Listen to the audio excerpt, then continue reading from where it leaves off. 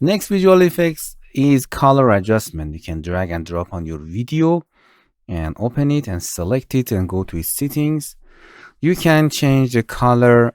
You can see change the color of your video or image. So saturation, if you open the saturation, if it's the minus 100, it means black and white. If you change the saturation up, you can make it more saturate or not. So first thing first, if you need more contrast in between color, you can make it wash out or not. You can change the brightness of that, more bright or darker. Okay.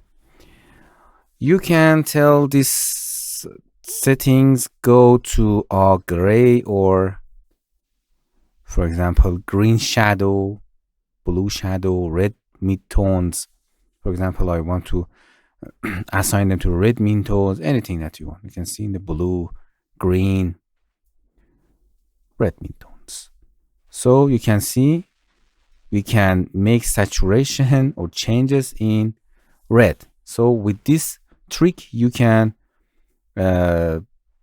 maintain specific color on your video, for example, or you can change with handles that you want.